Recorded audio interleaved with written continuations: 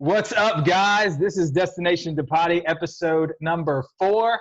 Today we are doing a film review, and I've got an extremely qualified person on the line, one of my very good friends. He is actually Puerto Rican. He's not just imitating one on TV. So that being said, this is my friend Nate. Nate, among other things, besides being a father of many, physically, you really took the commandment to heart there to be fruitful and multiply, and we appreciate that. That you inspire young men like me. But really, the reason is you're a veteran in the U.S. government. What did you do in the Navy then? Help me again.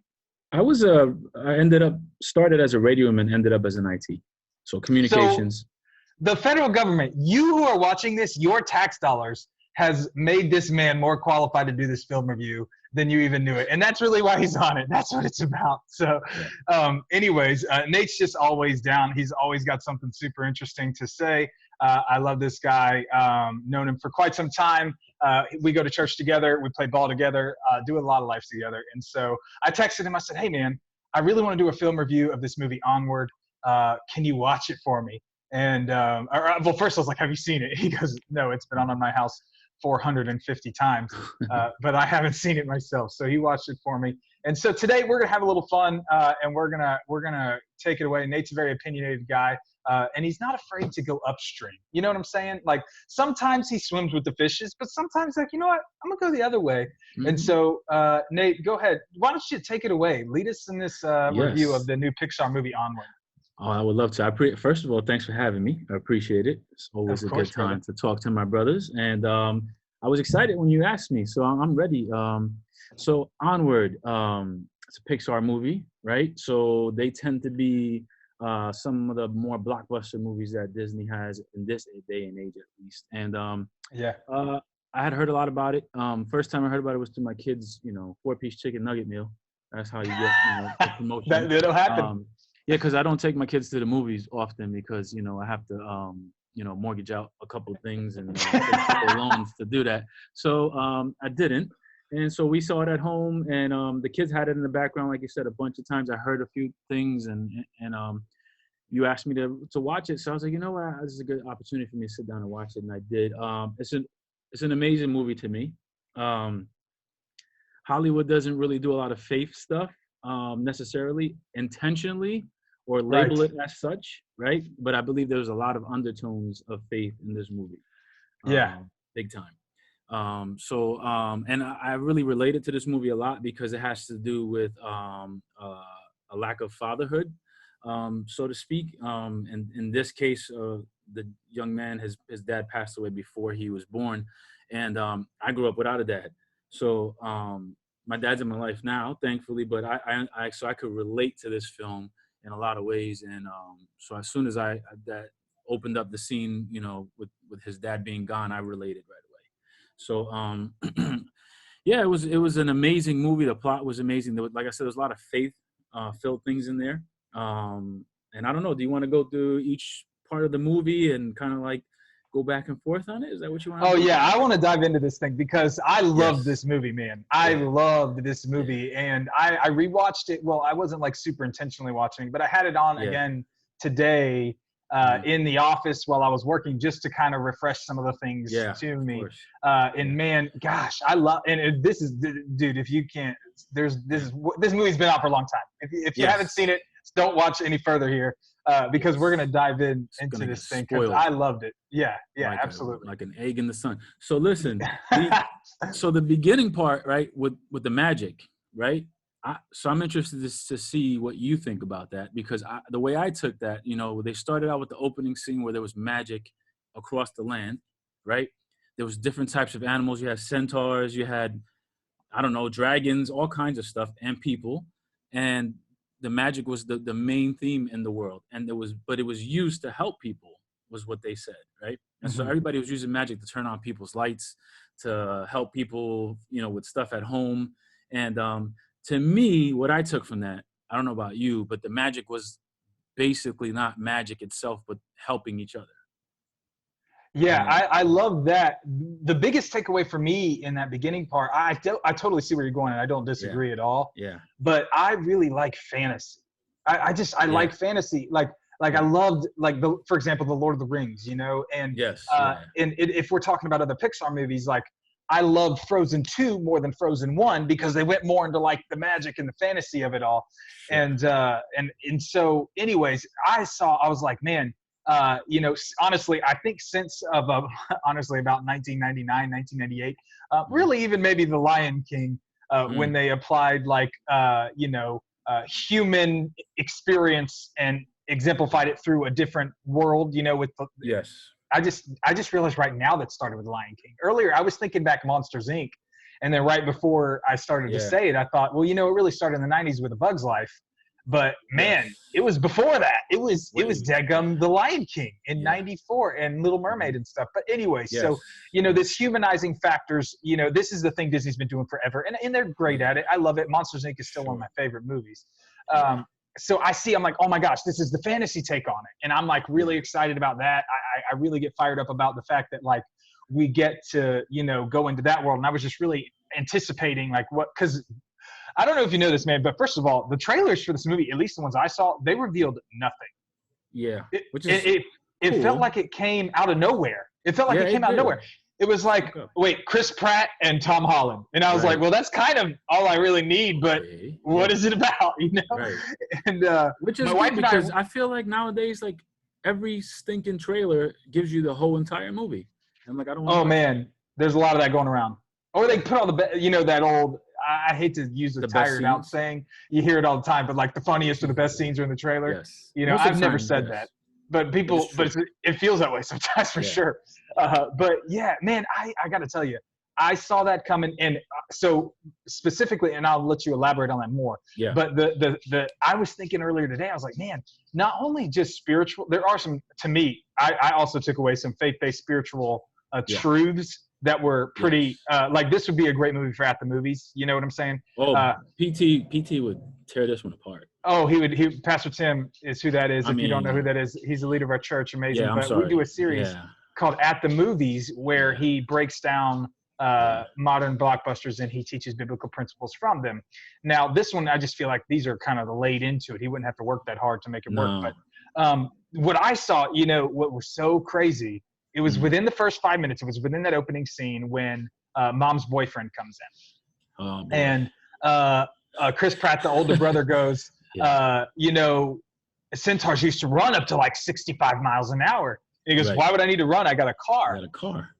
Where my brain took me, okay, Yeah. just because I'm crazy, Sure. my brain took me to like the argument with like running shoe people versus like the guy who's like, you're born to run. Like God gave you everything you need. You need as little support Barefoot. as possible when you run. Like The I barefoot literally like runners. was like, wait, you're created, you know, to do this. Yeah. Yeah. And you're rejecting purpose. So basically, like God, there is someone designing a purpose, and you have a Right. choice to embrace it or not. And in that moment, of course, the police officer, he's not. But all that to Yeah. say, that Yeah. was my kind of spiritual take in the beginning scene. Big time. I mean, there was a spiritual, like, and I think they started off with a societal type of view on it, Yeah. right? Because magic was pushed to the background, so to speak, because of modern day technology. So how to turn on a fire, just basic stuff, and it's becoming. It's more parallel to our world now, right? So, you know, instead of helping people, which was what I took the magic to be, and the magic of bonding and the magic of people helping each other has gone to let's entertain each other, right? And basically it's become easier and easier. And the key line I took from that was that the reason why magic went away because it was hard to master. So that's another That's good. principle there, right? Because we tend to not do things that are hard, right? So we gravitate towards something that's a little bit easier, which is Yes. technology, right? Which is technology, and which has made things faster, made things smaller, right? And so that kind of was the message that I first took. You can probably parallel that to something along the line spiritually, but it definitely was like just a good truth that, you know, we just go towards the easy thing instead of helping people, which takes time to master. Networking, because, you know, you and me are natural born networkers, so to speak, right? Yeah, yeah. We have the gift of the gab, as they say. Right. Not everybody has that. And I think people have lost that because they can sit back and watch somebody like you and me. So this is ironic in itself. Yeah. Right? Yeah. So and that is great. Yeah. So that's what And I took from the first part. Yeah. I have a little input on that. Not that I'm disagreeing. I know, obviously, I can recognize that. Obviously, I was given the gift of communication as my primary gift, and connection and relationships and things like that. I recognize that. Yeah. However, I will say this, and it kind of really goes back into what you were saying. So my whole career, for the most part, the vast majority of my career, I have paid my bills with words. You know, some people have, math skills. Some people have working with their hands. Some people, produce a product. Some people do all kinds of things. And my career over the course of time has always been, communication. I've communicated, and that has produced. That's how I've provided for myself, is communication. Right. And so sometimes when I'm training someone or training a sales guy or recruiting someone or something, I've heard, and I'm only in an effort to make a point here, in no way trying to like ride a high horse or anything, but someone will say something like, like, man, I could never do it like that. Like, I could never be as good as you, or I could never X, Y, Z. And I get so, Nate, that drives me so crazy, because I'm like, you have no idea how much I failed. You have no idea how long it's taken me. And in fact, I learned this quote only a couple years ago. If I'd have known this since I was like 18 or 19, I'd have been using this since then. But Michelangelo said, if you knew how many, I'm going to screw this quote up. So if you're going to Google this, please don't come after me. Don't at me, bro. But paraphrasing, he said, if you knew how many hours I had invested in this, you'd be far less impressed. And like, so that kind of goes right back to the point you're making of like, of course I'm for technology. Technology has made our lives so much better. Our lives are a million times better than even our parents were, Big like time. They used to have to go to, a black and white box at 2 times in a day. Like they had 2 opportunities in a day at a black and white box to get any news about the world at all. So our world is definitely better, but what you're saying is still true. Like it has made the ability to become comfortable, complacent, and stagnant far easier as well. So boom, there it is. And you know what you brought that up, and to like loop back into the movie, in this movie, his lack of having a father figure in his life, and not necessarily not having a father figure, as we learn later on, right? But having an actual father in the home led to him being awkward, insecure, not able to talk to people, right? Because it zooms into his 16th birthday at the beginning, right? And he's, he's just that typical awkward kid who doesn't have a dad who's been around. And I think it was interesting that they took that point of view, because I was the opposite, right? My lack of having a dad made me extremely, like, I go the extreme opposite, right? Yeah. Where I don't have that. I have my insecurities, so I'm going to scream as loud as I can. I'm going to let you know I'm here. I'm going to let you know what I feel and I think. So that's, it's one of 2 ways, right? You're either going to go one way or the other. And I thought that was interesting that they highlighted that, what that void created in him as a young kid. So. Yeah, absolutely. And the other thing about that, I love that through the movie you really figure it out, but like, that's happening. And we're not saying that, there's something fundamentally wrong with him or anything, but the movie really proves that at a certain point, it's a choice to not be that way. Yeah. Like at a certain point, it's a choice to have a different lens and say, look at what I do have. Look at what has been invested in me. For sure. And he's not awkward anymore. And he is socially comfortable. And he's become uncomfortable enough to overcome something. Right. And that does really do something amazing. Yeah, it's cool, man, because you get to learn about voids, right? Because like if you have a void in anything, right, something's got to fill that up, right? So what's going to fill it, right? Is it going to be fear? Is it going to be overcompensation? Something's going to fill that void. So I thought that's interesting. But it leads into him going into high school, and it's his 16th birthday, right? And he's going to school, and his mom's being a typical mom, right? Yeah. That overcompensates as well without a dad in the house, and she's pinching. Which is the girl from Seinfeld. Yes, it is Elaine. Yes. And that's Elaine. Yes, it is Elaine. I was hoping that she would do a crazy dance, but yeah, they didn't. Whatever. They should have slipped that in there. But yeah, so she's overcompensating, trying to like make him feel great for his 16th birthday, and saying we're gonna have a party and cupcakes and all kinds of stuff. And he's obviously embarrassed. And then he goes to school and he tries to invite his friends. That scene was pretty funny, I thought, where he's trying to invite them to the party, and his words are all jacked up. And the thing is, here goes another, like, there's so many nuggets in this movie that you can pull from it. It's crazy, right? Because, like, the fact that he didn't want to talk to them, right? And he was trying to think about how to say things the right way. And he was so worried about it. The whole time, they wanted to go. Yeah, like, They were doing the inviting for themselves. Are you trying to throw a party? Yes. Yeah, we'll be like, and he ended up screwing it up anyways because he got away, So, like, I think that was another little lesson in the movie, right? You get in your own way in a lot of times. And I don't know about you, but I've gotten in my way plenty of times. Oh man. Yeah. So I'm my own biggest enemy. Oh my gosh, we usually are. So I thought that was cool. And the whole scene with his brother coming in with Guinevere, which is his van, right? That he's got spray painted. Love it so much. Yeah, and that was interesting how he just embarrasses him pulling in with a clunker, and he's really like the brother's into Dungeons and Dragons is the relatable right thing that we have in our world, where he plays this card game and he's into fantasy and he's kind of quirky and nobody really I'm assuming he doesn't have many friends from watching the movie. Doesn't say he doesn't, but it seems like he doesn't. And so I thought that was cool, like how they made they also peeled back his character to show who he was, even though he had that thing going on. Yeah, I love it.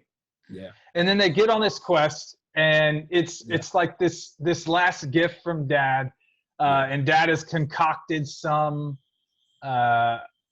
opportunity to interact, even though he's sick, and he's going to be gone.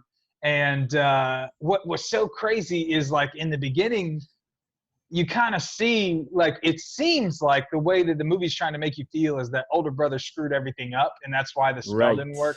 Like, because it was clear, like, a huge part, you find out that a huge part of magic and wizardry, or whatever you want to call it, magery is probably a better term for this one, but is confidence and like believing you can and knowing that, this is, and he has none of that at this point. So, he literally halfway brings Dad back, and it's just the feet walking around. And then brother, like, I love the paradox to the last scene when the spell works and brother holds him up. Like, he's getting weak again. And at this point, he's way more confident. I mean, he just did some unbelievable stuff. Slinging that stick around. He literally just turned a splinter into a new staff. And he's like master wizard. He's been through this whole journey, but his brother's there to hold him up. That, to me, I was like, ooh, that was so good. Yeah. I thought one of my favorite excuse my neighbor's AC system. Guess it's hot outside. So one of the parallels I like, that I thought was very biblically based and spiritual was, along their journey, he has to do a spell with the stick, and he has to cross the bridge, right? I love it. Which is empty, right? It's a big cavernous canyon that he can't go across. There's a drawbridge, but the lever's on the other side of the mountain or whatever, the plain, and he can't get to it, so he has to use a spell. And he puts a rope around him. His brother puts a rope around him, so if he falls, and he can grab him, because supposedly if you fall to that crack, you fall forever, basically. Right. I took that as where do you go that you don't want to go, that you stay forever? I'm just saying. Right? Like, that's how I saw that, right? Like, you don't want to fall in that crack because you fall forever, and that's forever is hard to deal with. So I took that as that, and they tried it out, and he fell because he didn't have enough faith, right? Tried it again, and he did it, and he started taking steps. And he went halfway, and the rope falls off. And he's just confident as all heck. He's just having a good time, and he's like, how much longer do I have? And then he realizes the rope fell off with like one step left. And that's when the faith goes away. And that reminded me like the story of Peter, right? Walking on the water, right? He's fine. He's walking on water as long as he has his eyes set on Jesus, right? And then as soon as he takes it off of that, it's gone. And I don't know. That's too much of a coincidence for me to not be the same thing that they're talking about. Oh, for sure, man. Somebody had And to not put to it. mention, Chris Pratt is a professing believer. Right. Yeah, you know, like he is a professing believer, you know, and I don't know for sure, but I mean, Elaine's name is like something Dreyfus. I think she might be Jewish. I don't know, but she is Jewish. Yes. yeah. So, you know, there's precedent to believe, but I love that so much, man. I knew you were going to bring it up, and I was thinking about it like. Sorry, I jumped in on you, man.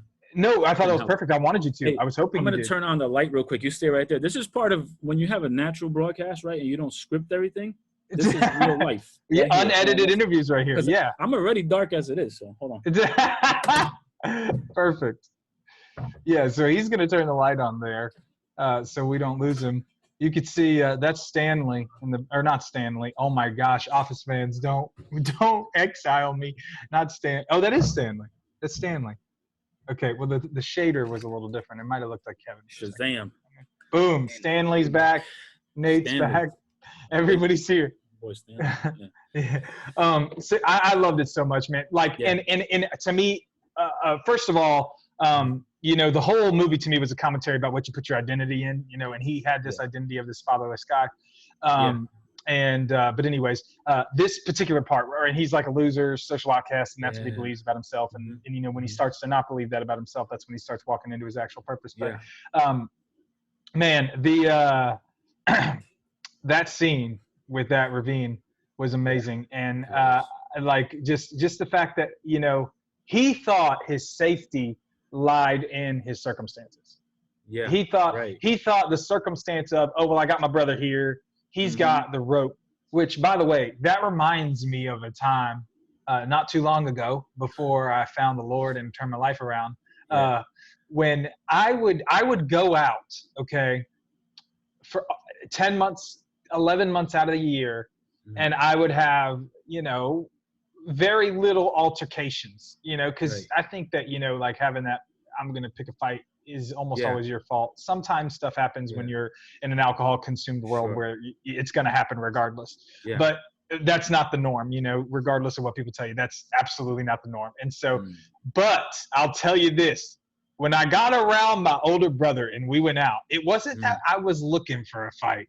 It's just that I didn't care if it happened anymore. Because I got my brother with me. Like, my brother's with me, you know? Like, I just don't. Like, if you're going to say something to me, tonight is not the night for you. Because my brother's here, you know? Anyways, that is a terrible, terrible thing to remember. But it reminded me of that because it's like he realizes, like, he falls, his brother's got him. And so his confidence is in the circumstance. His confidence is what he can see. But really, he doesn't realize that he's so far past what he believed. He's dancing. And the vast majority of that scene, he's in a place where if he loses his faith in that moment, the movie's over.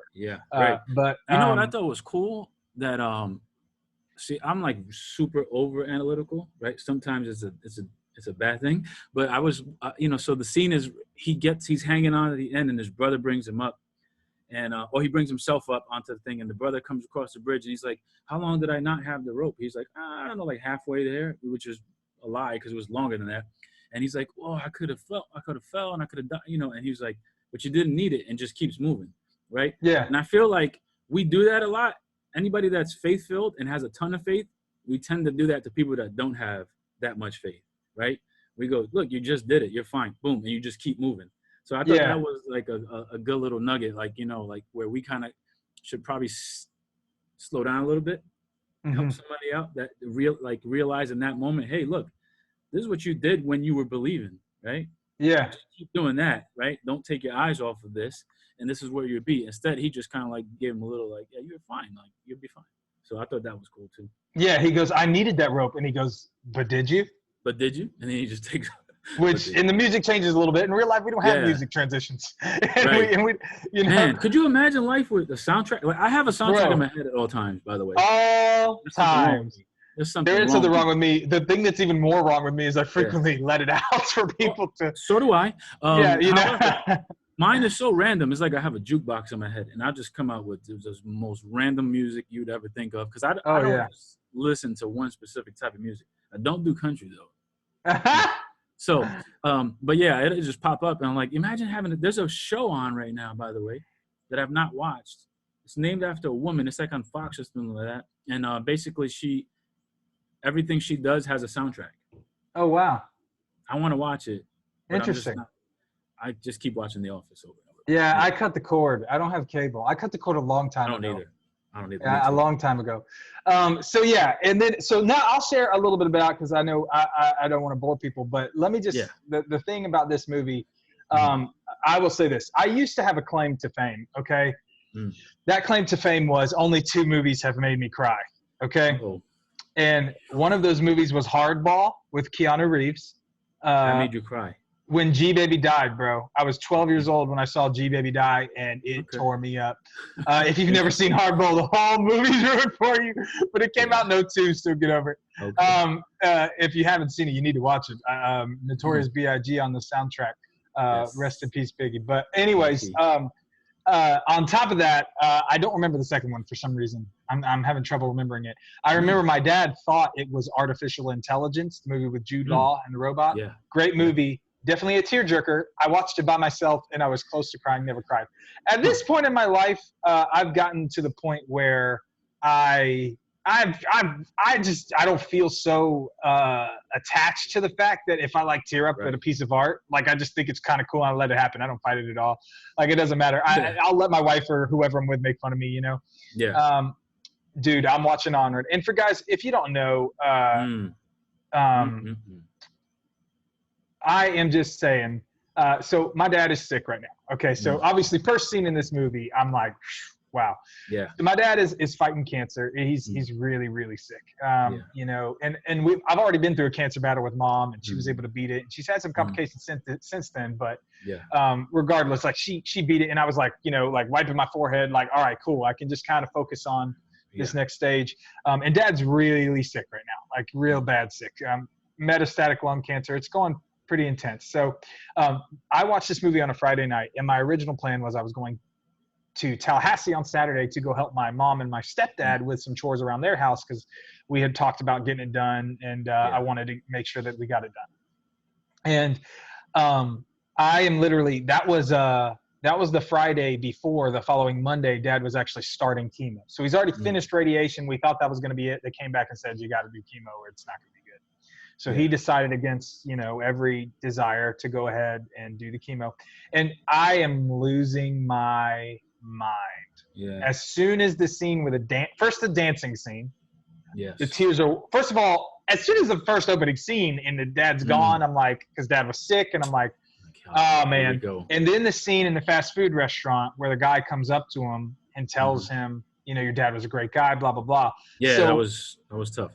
Yeah, and you know, the whole thing about it is, like, I know one of the hardest parts about watching this movie was I recognize that I'm blessed in Dad's battle. And Dad's testimony has already blessed people, and he loves the Lord. He's an amazing piece. Like, it's been an incredible journey. God's done amazing works already in it.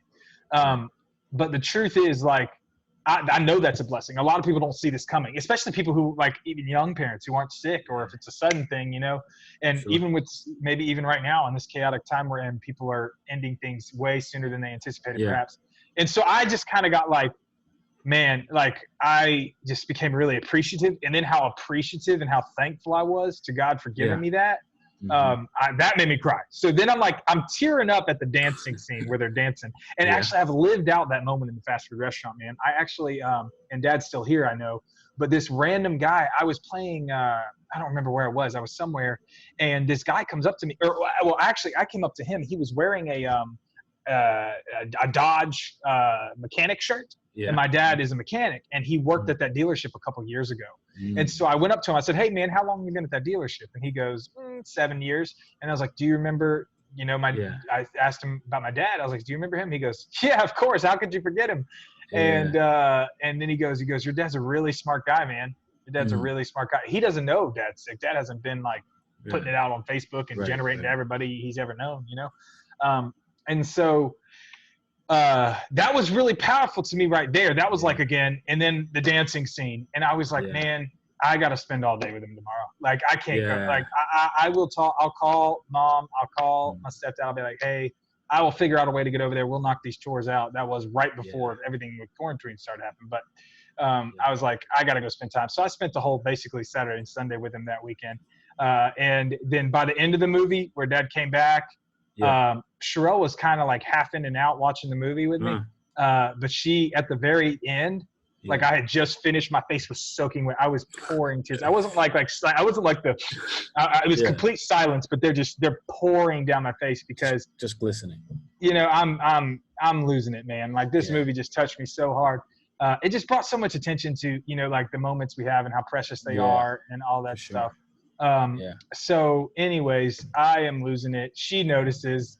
I go to the bathroom. I got to wash my face right on the way out. And I don't care, man. I don't care. Let somebody come up to me. But it was so beautiful. I loved it. And that was a huge takeaway to me, was like the moments we have are so precious. And on top of that also, Nate, I did have a dad and I had a stepdad, but Dad was in Jacksonville most of my life, you know, 2.5 hours away. And my stepdad worked 4 jobs. So like still was some type of void there. Yeah. So like I had 2 really, really great dads. I really do. I always say I have 4 parents and I'm so thankful for them. But I mean, there was a lot of this that honestly, that really fell on my older brother's shoulders. So I really related to that too. And I had to one day sit down with my older brother and be like, hey man, you know, like the reason why I love you, you know, this is before I married Sherelle. I was like, love you more than any other human is because like, you're one of my dads. Like you're another dad. I think that was the cool part about that movie, man, was that it, like you said, it made you think about, and also made you take a look back and go, well, who am I like taking for granted basically in my life? Like I'm looking, like basically he's looking for his dad the whole movie. They have half of him and he's trying to go through this check-off list of things he wants to do with his dad, right? You know, have a heart-to-heart and play catch and so on and so forth. And at the end of the movie, he realizes he's done all of that with his brother. And it makes you go, wow, like who's been there for me, right? Because sometimes we focus on what we don't have or we want to have as opposed to what we already do. And that's just human nature. And definitely had to give me some time to think about those types of relationships, you know, like, and all the things my mom, like not having my dad.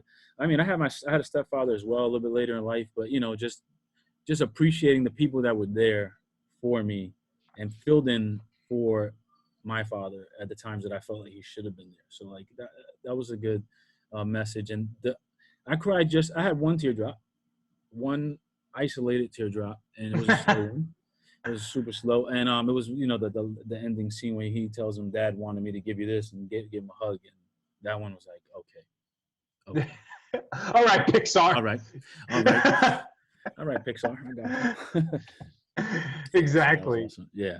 I loved it, man. I really did. And you know what else? You know, it's crazy that you chose the Office background there. Yes. I intended to say this. I thought about this earlier. And, you know, he's a big list guy. He writes lists a lot. Okay, so one thing that I've identified my entire life, I love like doodling, but I am not good at drawing. And first of all, I also really love that little 4-clicker pen he's got. You remember those old school pens with the 4 colors? I have those with all the colors. Yeah. Oh, I was a big deal on that. Big deal. I was big time on those. Don't mess with my pen. Yeah, I know. Book fair, baby. Are you kidding me? Book fair? I had to go to the book fair to get this. And so, anyways, and aside from the fact also he had really good penmanship, and I also have very good penmanship. I pride myself on, I put a lot of energy into that because people have to read what I write. So that took a lot of work. Sometimes like guys like Greg will be like, oh man, I can never write like that. I have terrible handwriting. And I'm like, well, I worked really hard to have good handwriting. You should just level up. But anyways, so it reminded me of the Robert California episode where he makes the list of people, the losers, and he goes, and when he's explaining it away, which is a lie, of course, but he's like, you know, I've always enjoyed doodling, but I'm not good, so I make lists, I write words, you know. I literally do that. When Robert California, which is one of the most underrated characters in the show, amazing. But when he said that, I was like, that's my life. If you should see my journals, like that's me. And so I was thinking about that earlier today. Man, that scene was good. Yeah, it was fantastic. It was good stuff. But anyways, if you haven't seen it, it's on Disney Plus. And here's a live reveal. Nate doesn't even know this. The only reason why I've seen that movie a second and third time outside of the time in the movie is because his wife shared his Disney Plus password with my wife. So thank you, Nate, for being faithful on your monthly payments there. So it is your fault that we both got to watch it. But anyways, no, we live in the where sharing is caring. So yeah, and if you're watching this Disney, you're not getting my $7, so don't shut his account off. I mean, it really all it's gonna happen. I'll just create another email. Like, come on. Exactly, you're not gonna find. You're not gonna win. But anyways, brother, I am so thankful to have you on. We had a blast. This went longer than I anticipated, but I should have known we had a lot to talk about. That's okay. And some really good spiritual stuff along the way. So how soon are we to popping out numero Ochito, as we're going to call him? Well, we're looking at probably the next 3 weeks. So 3 weeks, man. Yeah. We were thinking about we're battling with names right now. So that's the fun part. And I just I like his middle name to be Covito, right? And because it seems appropriate. Yes, and his first name is Quarantino. So Quarantino Covito. Dude, that would be the most baller name of all time. Come on now. Even though he was conceived before quarantine, it doesn't matter. It doesn't matter. It matters when he was born. That's right. Yeah, I love that. So, and oh man, one thing I didn't mention I loved about the movie where he changed the D for driving his van to O for Onward. Onward. Yes, I love that because at the end of the day, bro, regardless of the card we're handed, we got to move forward. We got to keep it moving.